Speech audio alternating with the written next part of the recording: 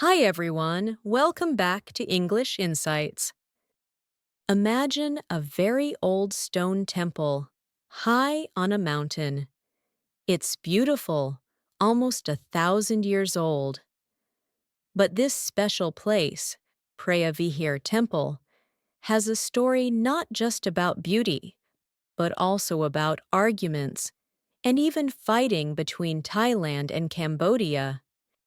You might have heard news about recent tensions, with more people getting hurt despite calls for ceasefire.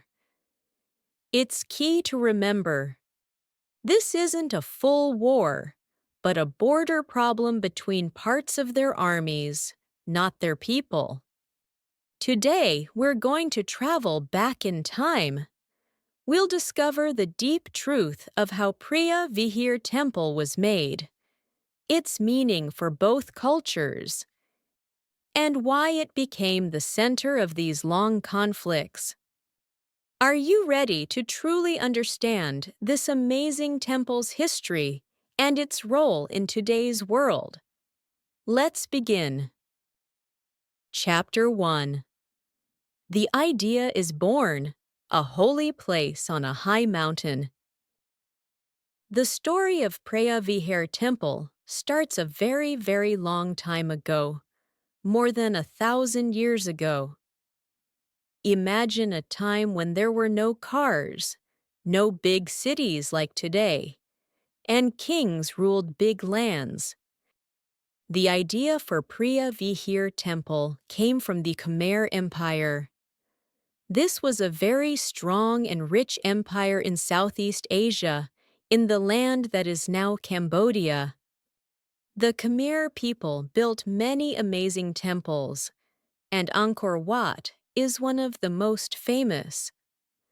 But Preah Vihear is also very special for different reasons. The first reason is its location. Preah Vihear sits on top of a very high mountain. This mountain is called Phnom Dangrek, or Dangrek Mountains. It's like a long line of hills that separates Thailand and Cambodia today. Building a temple on such a high place was very hard work.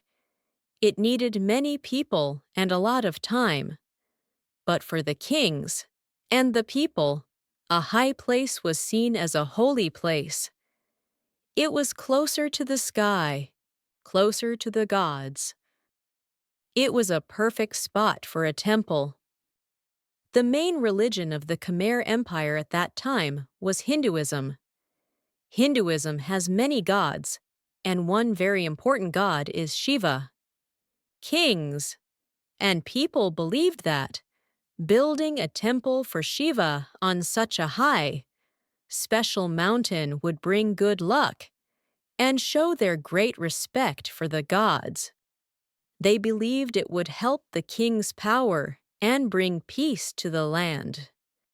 So, the very first parts of Preah Vihear were started around the 9th century. That's the 800s AD. It was not built all at once, like a modern house. It was built little by little, over many, many years, by different kings. Each king added something new, making the temple bigger and more beautiful. The first small stone buildings and parts of the path leading up to the mountain were probably started by King Yasovarman I. He was a powerful king who ruled around the year 889 to 910 AD. He chose this high mountain because he saw it as a perfect place to worship the Hindu god Shiva. He wanted to make a very important place of worship there. So, the idea for Preah Vihear was born from a mix of strong religious belief, the idea that high places are holy, and the power of ancient Khmer kings who wanted to honor their gods and show their greatness to the world. It was a place meant to connect the earth with the heavens, Chapter 2. Built by many hands, kings, and their gifts to the temple.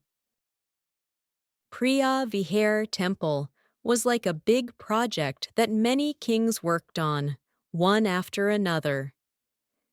Imagine a very long, very important building that each new owner adds a new room or a new beautiful door to. That's how Preah Vihear grew over hundreds of years. After King Yasovarman I, other powerful Khmer kings continued to build and make the temple grander. They wanted to show their respect to the gods, and also show their own power and wealth. One important king was Suryavarman I. He ruled around the year 1006 to 1050 AD. He added many important parts to the temple. He made it bigger and stronger. He added more stone buildings and courtyards. He also made the long stone path that leads up to the temple even better. This path is like a very long, grand entrance for people to walk up to the holy place. Under his rule, Preah Vihear became a more important center for religious life. Then came Suryavarman II. He was an even more famous king who ruled from around 1113 to 1150 AD. He is very famous because he also built the biggest and most famous temple of all, Angkor Wat. Suryavarman II also added many beautiful parts to Preah Vihear. He added more carvings, more galleries, long walkways with roofs, and made the main towers even higher. The art and carvings from his time are very detailed and beautiful. They show stories from Hindu myths and beautiful dancers. His additions made Preah Vihear what it largely looks like today. Each king who worked on Preah Vihear left his mark. They added gopuras. These are like special gates or entrance buildings that you pass through as you go up the temple. There are 5 of them, one after another, creating a long line of sacred spaces. Galleries. These are long, narrow rooms or covered walkways with walls full of carvings. They tell stories without words. Sanctuaries. These are the main holy rooms where the statues of gods were kept. Steps and paths. The temple has long, grand steps and paths that lead visitors up the mountain, making the journey to the top feel very important and spiritual. Building with stone was very hard work. There were no machines like today. People had to cut huge stones from quarries, places where stone is taken from the earth. Then they had to move these heavy stones up the mountain, sometimes for many miles. They used elephants, strong animals, and many, many people working together. Then, skilled workers carved the stones with beautiful designs. This shows how strong and skilled the Khmer people were. So, Preah Vihear is not just one king's work. It is a gift from many kings, showing their belief and their power over hundreds of years. It tells a story of an empire that built great things for their gods. Chapter 3. The Temple's Purpose. A place for gods and kings. Preah Vihear Temple was built for very important reasons. It was not just a beautiful building. It had a deep purpose for the kings and the people of the Khmer Empire. Firstly, its main purpose was for religion. As we know, it was built for the Hindu god Shiva. Shiva is the god of destruction and creation, a very powerful god.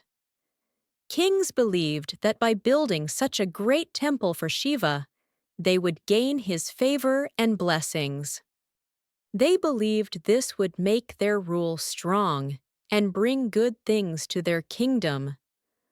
Priests, religious leaders, would perform ceremonies and rituals there.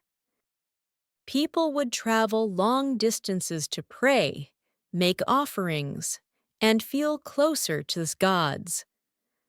The temple was a place where heaven and earth seemed to meet. Secondly, the temple also served as a symbol of the king's power and glory. In ancient times, building huge and beautiful temples was a way for a king to show how rich and strong he was. It showed that he had many people who worked for him and that he could get a lot of materials. Each new part added by a king was like a statement. I am a powerful king, and I honor the gods greatly. It helped people believe in their king and respect his rule. Preah Vihear, sitting high up, could be seen from far away, reminding everyone of the king's power. Thirdly, the temple was also a place for learning and art.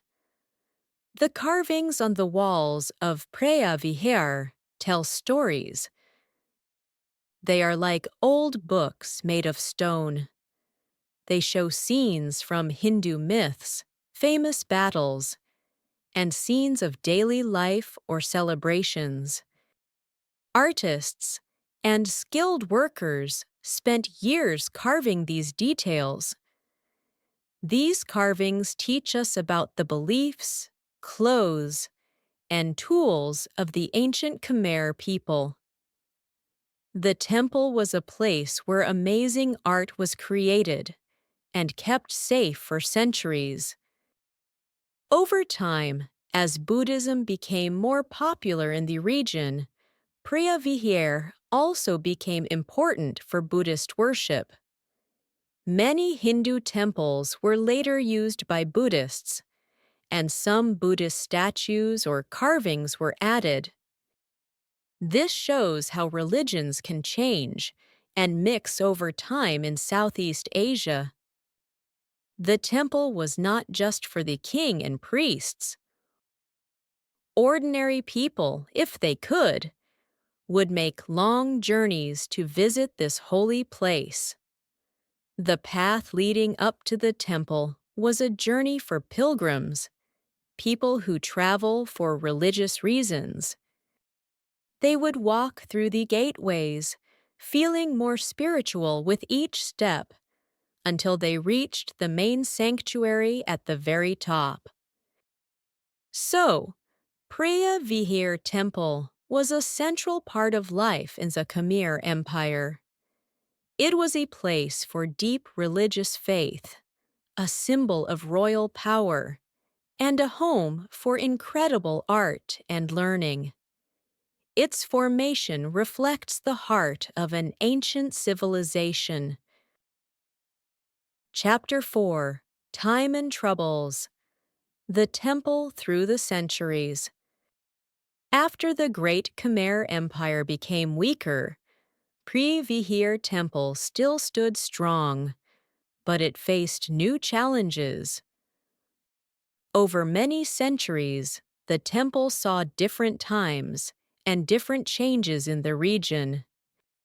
After the 13th century, the Khmer Empire slowly became less powerful. New kingdoms grew in the area, like the Ayutthaya Kingdom, which later became Thailand. The center of power moved away from Angkor. But Preah Vihear, because it was on a mountain, was a bit far from big cities. This helped it stay safe from some of the bigger wars or attacks that happened in other places. However, the region around the temple became a borderland between different kingdoms. Sometimes Thai, Siamese armies controlled the area, and sometimes Khmer, Cambodian armies controlled it. The exact line of the border was not clear. For many years, people from both sides visited the temple. It was a place where cultures met and mixed, but also where different powers tried to claim control.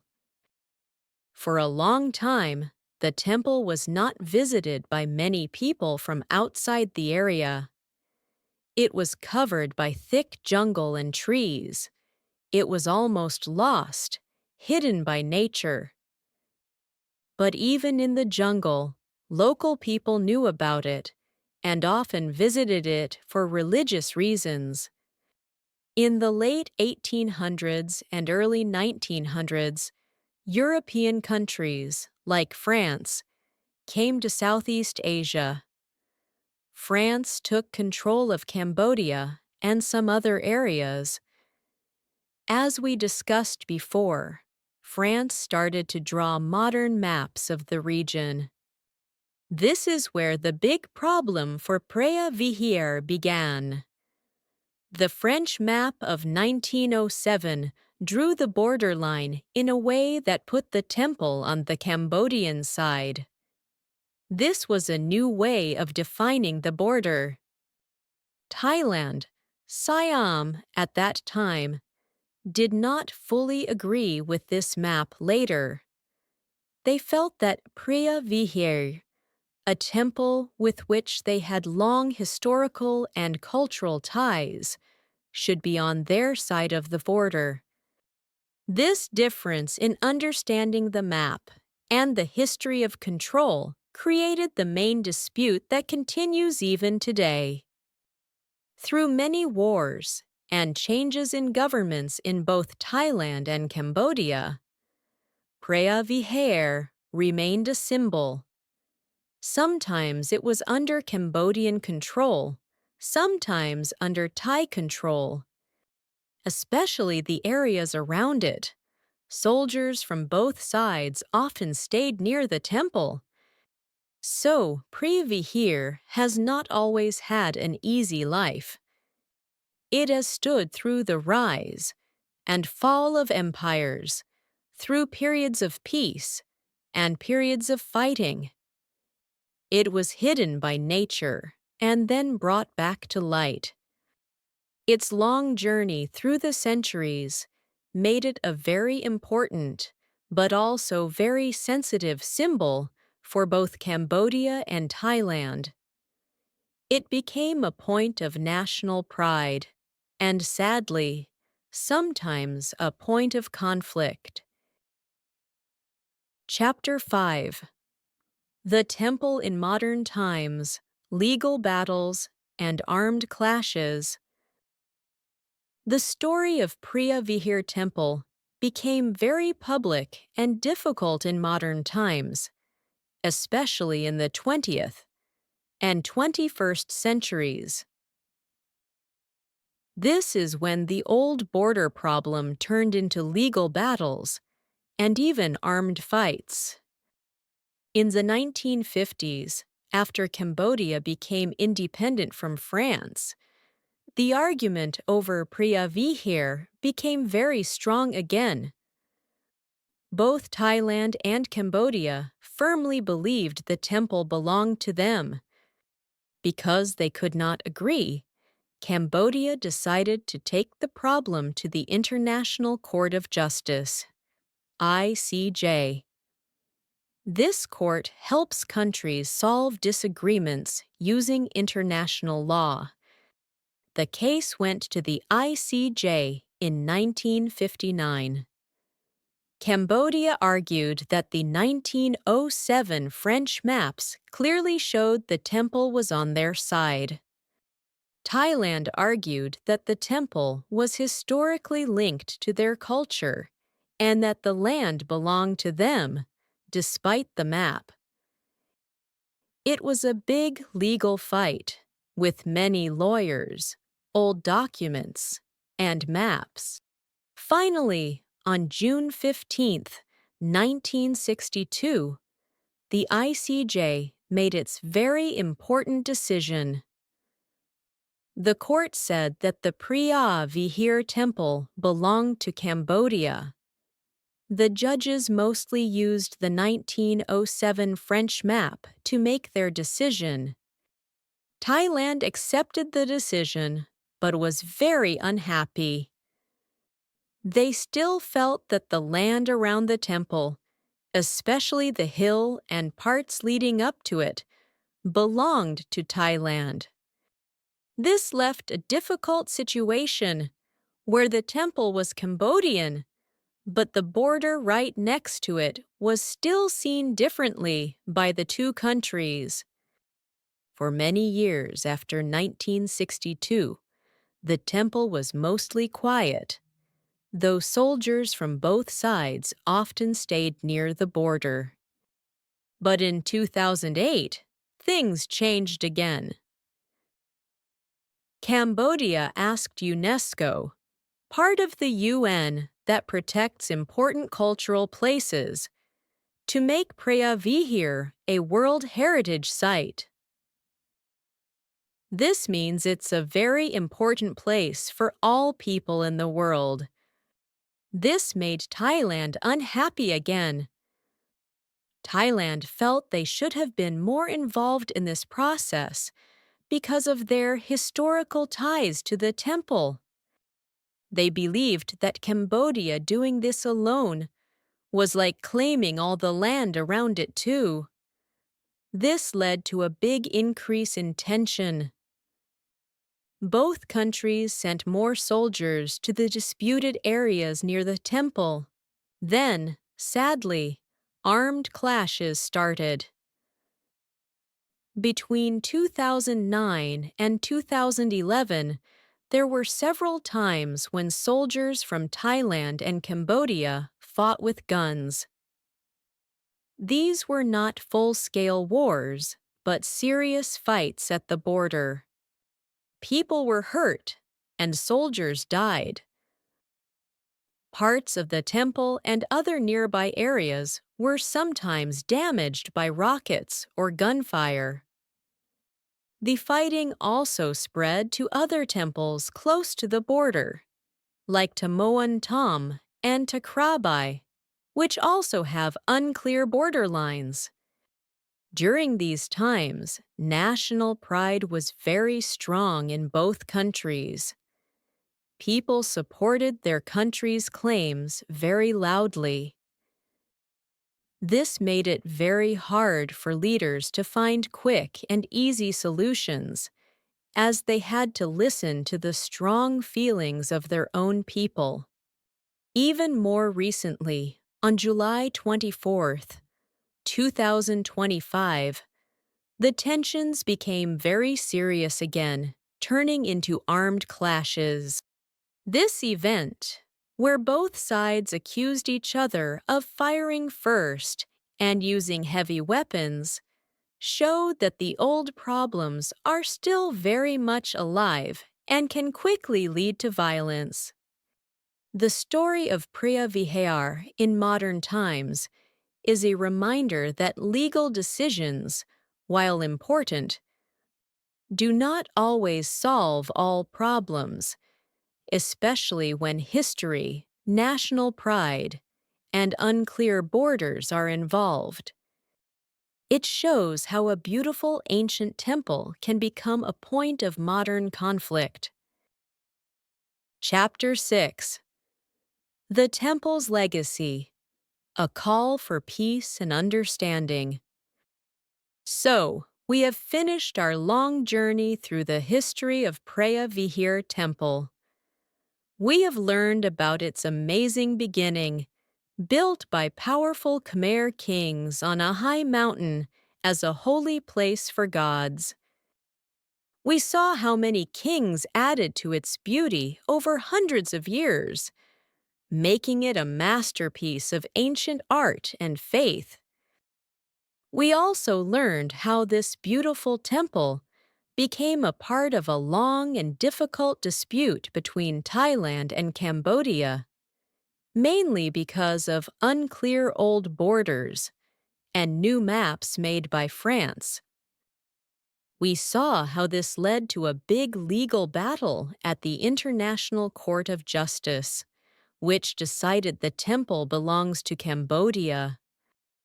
But we also saw how disagreements about the land around it continued, leading to sad armed clashes in recent times. The story of Preah Vihear Temple is more than just about a building. It is about history, national pride, and the complex lines of a border. It shows how important symbols can sometimes cause big problems between neighbors. But most importantly, the story of Preah Vihear is a call for peace and understanding. While the conflict is between military forces, the people of both Thailand and Cambodia generally want to live in peace. Organizations like ASEAN and the United Nations and leaders around the world keep asking both sides to stop fighting and to talk instead. The world pays close attention when such conflicts happen. For example, a very important leader, U.S. President Donald Trump, even called to talk about the situation. News reports tell us that President Trump made phone calls to the leaders of both Thailand and Cambodia. During these calls, he strongly asked them to stop the fighting. He told them to choose talking instead of using weapons. This shows that big countries care about peace in Southeast Asia. They know that fighting is bad for everyone. It can stop trade, scare away tourists, and hurt people. This beautiful ancient temple, which has stood for over 1,000 years, reminds us that real and lasting peace can only come from dialogue, respect for history, and a willingness to find common ground. It is a hope that someday, Preah Vihear will be only a place of beauty, history, and peace for everyone to visit and enjoy without any fighting. The continuous efforts of international leaders and organizations are a sign of hope that a lasting solution can be found for this ancient temple and its modern troubles.